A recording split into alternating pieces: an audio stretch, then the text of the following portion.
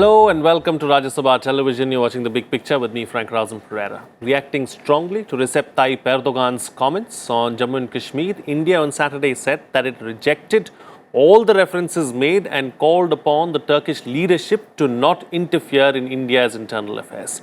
Turkish President Erdogan had on Friday reiterated his country's support to Pakistan on Kashmir, telling a joint session of Pakistan Parliament that India's decision to revoke the erstwhile state's special status had aggravated troubles for their Kashmiri brothers and sisters. Besides joining hands on Kashmir, Erdogan extended Turkey's support to Pakistan against the application of political pressure by the inter-governmental Paris-based Financial Action Task Force. Erdogan's endorsement of Pakistan's stance on Jammu and Kashmir has been a sore point in its relations with India. On this edition of The Big Picture, we will analyze the tensions between India and Turkey. Joining me on the program today are Professor A.K. Pasha, Center for West Asian Studies, JNU, Major General Dhruv Katoch, retired Director, India Foundation, and Ashok Sajanhar, former ambassador. Thank you to all my guests for joining me on this edition of The Big Picture. Professor, let me begin the program with you. Let's first talk about this latest issue that has taken place, because Turkey has been at it for some time now and it's done it yet again. India has rebutted and given back a very strong response. What is prompting Turkey to do this? You see, President Recep Tayyip Erdogan, he considers himself to be the leader of the Islamic world. He leads an Islamist party, the AK party. And since he came to power in 2003, one point agenda has been to expand Turkey's influence, especially in the Islamic world and Arab world, which is his neighborhood in particular. So under this policy, he has been slowly weaning away from NATO, from America, and towards Iran, towards the Arab countries which have seen Arab Spring, from Tunisia, Libya, Egypt, Yemen, and various other countries. So he has been trying to push the Turkish model. And number two is his belief that he needs to revive Turkish economic relations with the former areas with which the Ottomans were associated. So he has built up a group of countries which are useful for the large number of Turkish companies and also for trade and commerce. And in this, he looks at Pakistan, Saudi Arabia, Iran, Malaysia as the key countries through which he can penetrate much of this area, which is open for influence, given his assessment that America is in a withdrawal mood and that he can infiltrate and push Turkish influence with the help of the Russians, which is what he is trying to do in countries like Libya, in Qatar, and even in Syria and various other countries. And we should not forget the old Turkish-Pakistani relationship going back to the Baghdad Pact, the Central Treaty Organization, the Regional Cooperation Development Association which they had under Ayub Khan, so on and so forth. So the military-to-military relationship between Turkey and Pakistan was in fact encouraged by the United States. With the result in the previous Indo-Pak was Turkey has been a solid supporter of Pakistan in various countries. But since Rajiv Gandhi's visit and Turgut Özal's visit to India and Istanbul, Ankara, relations were being mended, especially after the Kashmir problem in 89-90. And all Indian presidents, prime ministers have visited Turkey in order to normalize relations, and Turkey also reciprocated.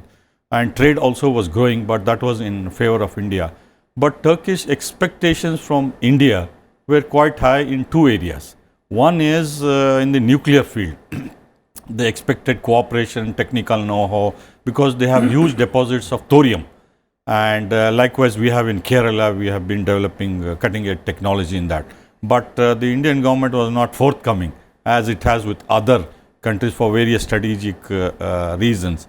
And the second one is he wanted India's cooperation as a partner in his influence building program in the West Asian countries where we have solid relations with the GCC countries in particular, where our public and private sector have been doing outstanding work in all the West Asian and North African countries.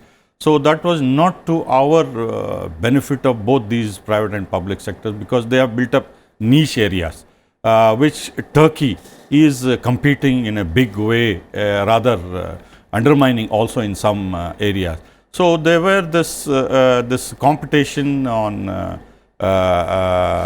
energy security, the investments and projects, even in other areas. So in that way, now they have gone back to the alliance, so-called alliance with Pakistan. And it is for the fourth time that Erdogan addressed the joint session of the parliament, and the military-to-military cooperation has been increasing for quite some time. Okay, all right, Ambassador. You know, one success story post the, repealing certain sections of Article 370 was our Indian diplomacy, and our diplomats really succeeded in conveying the message that we wanted to convey to the rest of the world. But somehow that message has not been taken by Turkey. Why is that so? You know, as you have said in your own opening remarks, Frank, and also what Professor Pasha has mentioned, the intention and the aspirations and the ambition of Turkey is to emerge as the leader of the Islamic world. And in that, it sees competition from Saudi Arabia, and that is why you would recall that when in December last year, there was the Islamic summit that took place in Malaysia, in Kuala Lumpur. It was Malaysia which organized it after the UN General Assembly session, where actually the only two countries which spoke up really in favor, in addition to China is a separate case, are Malaysia and Turkey. And then they decided, they met also Imran Khan in at the UN General Assembly, and they decided that this summit would take place so that the interests of the Muslim Ummah would be debated, would be discussed, and would be taken forward.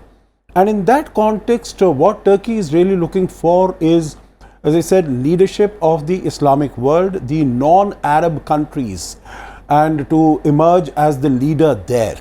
Now, if you would see, as far as Pakistan is concerned, whatever might be our problems with Pakistan, whatever might be Afghanistan problem, US problems with Pakistan, but Pakistan in the Islamic world is a significant player. It is a nuclear power. It has about 200 million population. So if you look at the Islamic countries, whether it is where you have Iran as the largest country, 80 million or so, all the others are about 8-10 million. So in that sense, Pakistan is very, very significant. Number two, it is not for the first time that this is happening. Even when Nawaz Sharif was there, it was, the bonhomie between the two countries was very strong. The comment that Professor Pasha made as far as linkage between the militaries of Turkey and Pakistan, I would have a slightly different take, because after the coup in 2016, July 2016, which Erdogan has, put it on the doorstep of Fethullah Gulen and the army. So the army has been considerably emaciated, and the role and the strength and the power of the army has considerably come down. It is basically, in my view, his own projection as the leader of the Islamic world as against the leadership of Saudi Arabia in the OIC. And there it sees that Pakistan is a very strong partner. Now, it did try to come here, as you would recall, in 2017, April, it had come here.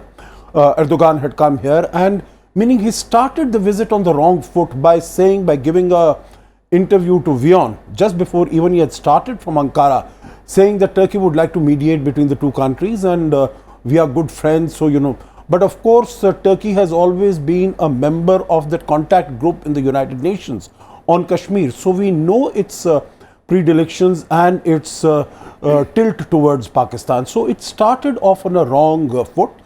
As far as we are concerned, I think we have been reaching out. Prime Minister Modi had gone there for the G20 summit in Antalya in 2015. He also met him at the G20 summit in China. He met him at G20 summit even in Osaka. But I think trying to reach out and trying to explain as to what the reality of the situation is, as far as Kashmir, as far as the situation of Muslims in India is concerned. But I think after what happened in September at the UN General Assembly, and that is where we had seen Prime Minister Modi reaching out, whether it was to the leadership of Armenia, Cyprus, Greece, and of course subsequent actions that have been taken on the proposed, the order of Anadolu shipyard, $2.3 billion, etc. So we have also sort of, tried to give them a rap on the knuckle that it is thus far and no further. But to once again come back to your question, it wants to project itself as an undisputed leader. Erdogan is being seen to tell some of his, close people in the country to address him as Sultan. He's addressed as Sultan. He wants to take up the role of the Caliph of the Ottoman times. So I think he has this exaggerated sense of his own importance, and that is what makes him sort of, go in the direction that he is doing. Absolutely. All right. General, so in this battle for one-upmanship in the Muslim world, is Pakistan going to be collateral damage? I think, you see, when I'm looking at, I also heard what Professor Pasha said and very valid points made, but ultimately I think what Turkey's actions are based on Islam, or rather to put it more bluntly, on who should be the leader of this entire Islamic world. Now it's very strange, you can't really be a leader of an Islamic world because there are so many schisms and factions, and Islam is not a homogeneous force, especially throughout the world. You've got different countries, different beliefs, different systems. So to claim leadership is not going to be that easy. As it is, for now, what the leadership divide is really between Shia Iran and Sunni Saudi Arabia. That is where the fight is, and I think he's the third player who is trying to come into the ring. Now, with Pakistan, there has been consistent support of Turkey, which goes back from 1947 till date. So it is not something what Turkey has done now, which I think should raise our hackles. I would say Turkey was always like that. So Turkey was always had that animosity because that underlying factor of Islam was there. And if you take away that Islam element, then I don't think there is a cause of hostility. So obviously that element, I think, is the prime element in this particular case. So what have they done with Pakistan? Now they're giving them 4 warships. This is a $1 billion deal. 2 of them they'll manufacture in Turkey, and 2 they'll be manufacturing in Pakistan. They'll give them 30 attack helicopters over a period of time. They'll be manufactured.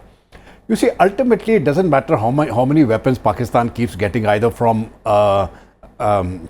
Turkey or China or Russia or elsewhere. They are arming themselves to death.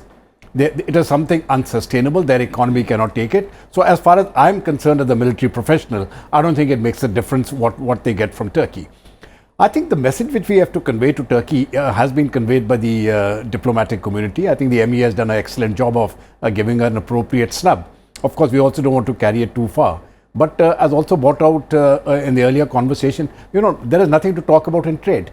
We have got a trade surplus, a very huge trade surplus. So Turkey imports from us, their exports are very limited.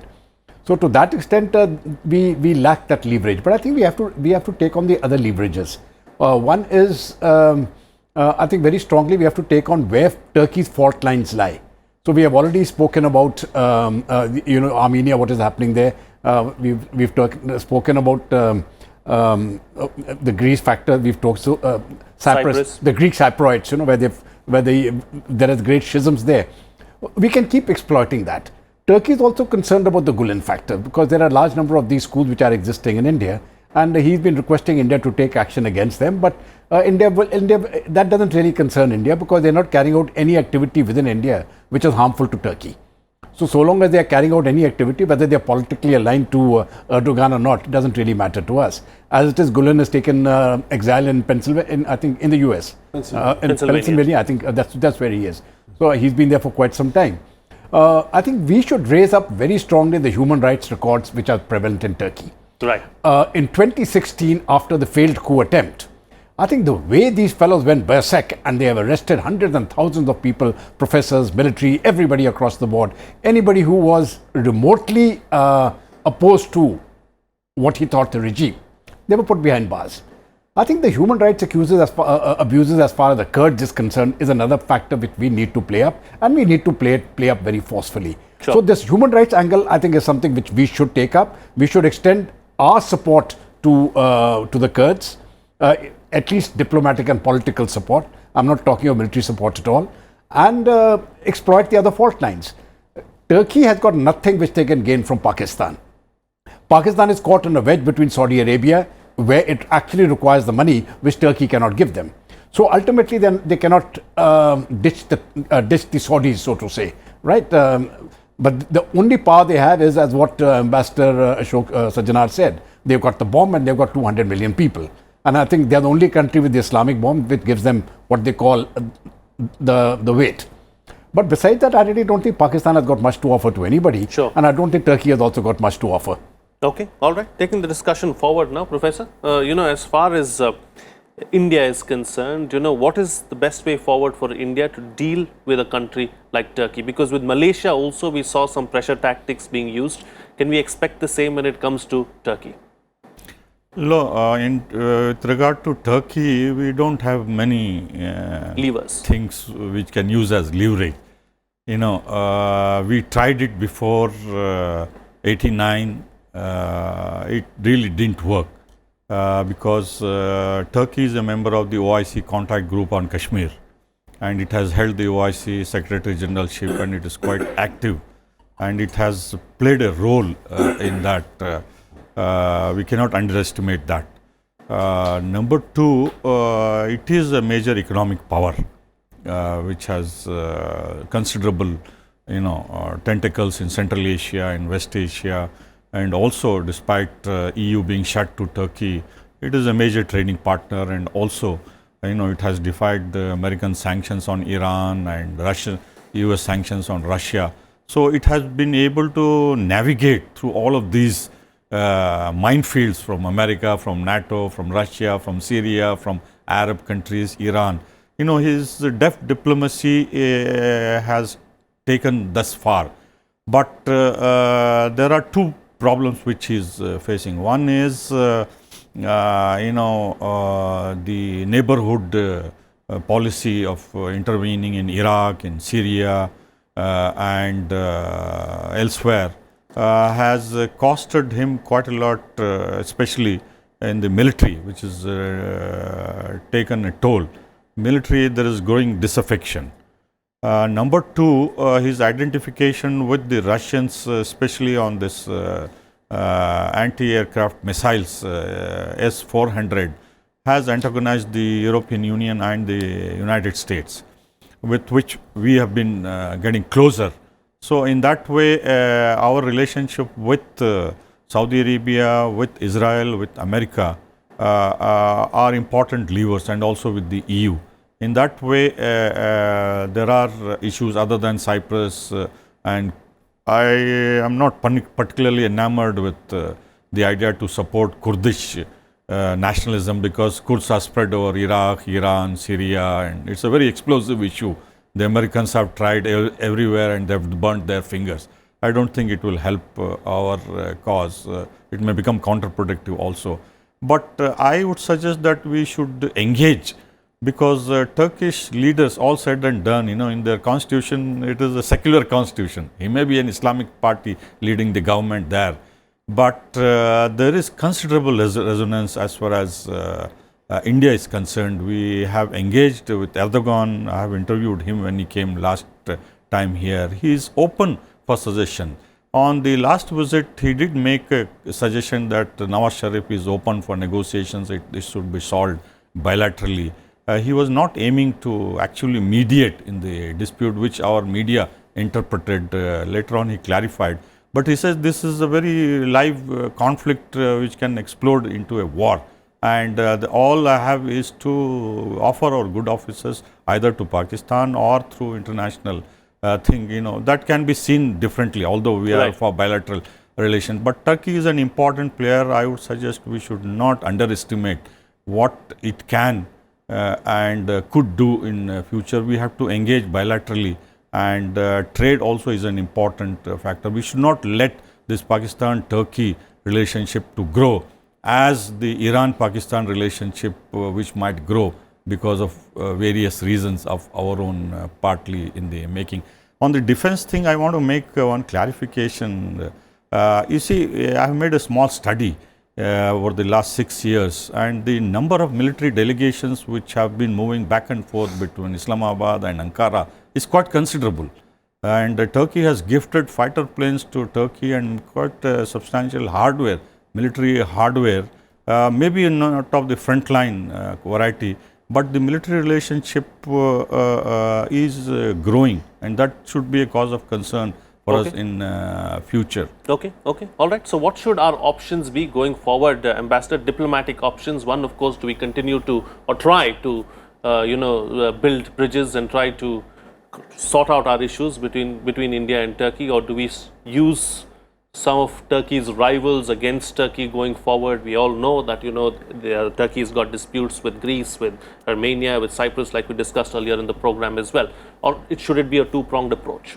No, definitely I think it has to be a two-pronged approach, but I think at the moment the focus has to be on what type of coercive measures we can take, because I think we have tried in terms of reach out, because the invitation to Erdogan when he came here in 2007, meetings with the Prime Minister at different fora in Osaka, in other places and all, that has been 2017. 2017, yeah, 2017. I mentioned something else. Okay, 2017, the last one that took place. So 2017. So all these things have been going on, and I think India has been going out and trying. But at the moment, we see that it is sort of, the recalcitrance has been growing rather than a message going across. It has not had any impact, because what I can see from there is that Mr. Erdogan feels that the advantage that he is to get by pandering, by reaching out to Pakistan, is much greater than the loss that he has to suffer by the relations with India not being as friendly or as cordial as they are. So I think in some way or the other we have to raise the cost for him. And I think his weakest pulse, in my view, is the fact that there are a number of Gulen institutions which are in India also. They are doing excellent work. They are doing very good work. Whatever Mr. Erdogan and his party might say that that's a terrorist organization, FETÖ and so on and so forth. So, but we have not seen, like most of the other countries. I travel to many countries where Mr. Erdogan and Turkey tries to portray them as terrorist organizations, and all of them in their own way have rebuffed Mr. Erdogan. I think we also need to do, so far we have been doing it in a much more subtle manner. I think we need to be a little more open in our support to these institutions, because they are the ones who are, and they are engaging in education, they are engaging in promoting, building communal harmony and such aspects which are useful for the country.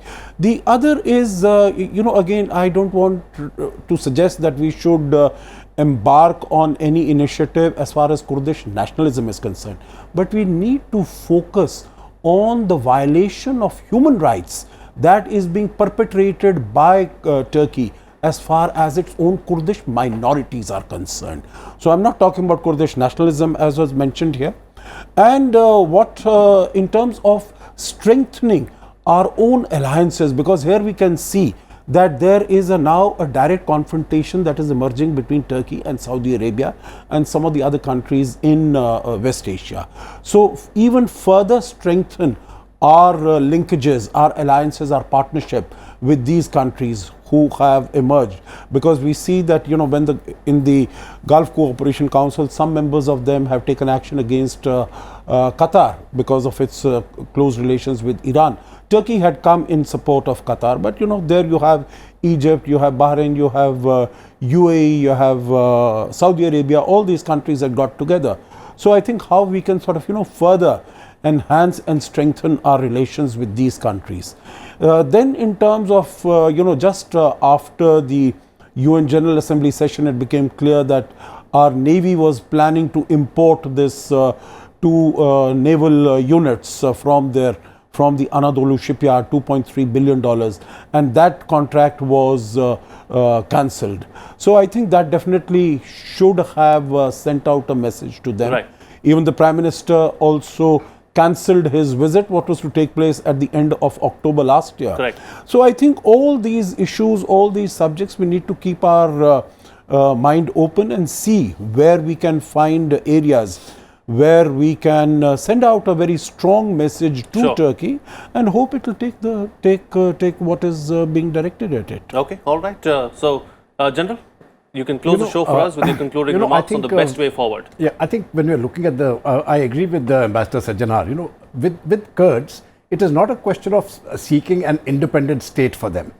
It is a question of human rights. 4,000 Kurd villages have been destroyed by the Turks. 40,000 Kurds have been killed. These are the latest statistics. Now, this is not a small number. So I think these people have been killed in cold blood. They have been slaughtered, and this is something which we should take up very, very strongly as a counterpoint. I mean, even otherwise, I think these issues need to be taken up. For the West, really, human rights is they only talk of human rights when their self-interest get affected. I think we need to speak about human rights across the board, whether such killings take place in Africa, Asia, or anywhere else. We are I think the West is very selective, and India for some reason follows that selective policies. That is one. I think the second thing is, as far as India is concerned, I think our foreign policy, and I've been stating that for quite some time now, has been one of the most successful in the last 6 years. This is something which has really put India's image on the map across the globe, both through the efforts of the Prime Minister, through the External Affairs Minister, and the entire diplomatic community. Now, this is something which I think we need to keep supporting.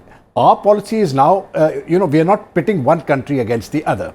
That system has gone. We deal with countries on a one-to-one basis. Hyphenating each country with the other. Okay, we'll do this with the Saudis and then we'll do it to the Iranians. I think that is out. We'll deal with the Saudis separately, we'll deal with the Iranians separately, and we'll deal with the Turks separately. I don't think there's any need for either a soft line or a hard line with Turkey. Let's be realistic. I don't think Turkey is going to stop supporting Pakistan. Okay, we'll live with that. Let them continue supporting Pakistan. What they can do on FATF, yes, it is the Turkish support which will get Pakistan out of the blacklist. They need 3 countries, they've got those 3 countries. That's okay. We can live with that too. But we have to continue maintaining pressure on their fault lines diplomatically on a one-to-one basis. Don't hyphenate it. And at the same time, continue becoming strong yourself, because as India grows, more and more people will listen to what we have to say. Absolutely. Okay. Already, Professor, yes, very quickly. I've got very limited time. We have a lesson to learn from Turkish-Israeli relations. He was having high-pitched war of words with the Israeli leaders on Palestinian issue. He sent a Turkish ship to Gaza, so on and so forth. But at the same time, he continues to have strong intelligence, security, military relations with Turkey. So we must see the Erdogan's big picture of trying to project himself as a global leader in the region and with the Islamic world, and try to dissect how we can differentiate this and then have bilateral relations also with it. Okay. Ambassador, very quickly from you as well, a concluding remark. Yeah, basically, we have to do something to ensure that Mr. Erdogan changes his tune. And for the time being, what we have seen is that he continues to harp on this.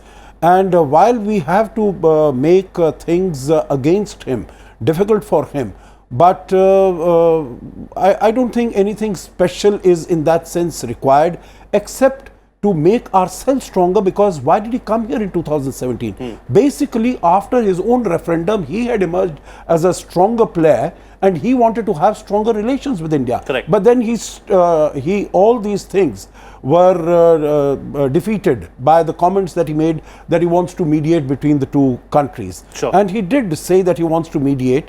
And but now he's backtracking. He says he wants better relations between the 2 countries and so on and so forth. So I think the focus, in addition to everything else, is improve our own economy, our own strength, military strength. Okay. General, I'll let you have the last say on the program in 20 seconds. Right. Please close the show for us. No, I think I'll just go with the rest of the panelists. Ultimately, India's relations with Turkey are bilateral relations. It will not be hyphenated. And we have to operate on our strengths now. Right. So let's operate on our strengths. We're doing quite well. So I'm not really perturbed with a statement made by Erdogan or by the Pakistanis. Sure. That's okay. We can live with that also. Okay, all right. On that note, then we'll call it a wrap on this edition of The Big Picture. Thank you to all my guests for joining me on the program and putting things into perspective for us. That's it from me. See you again next time.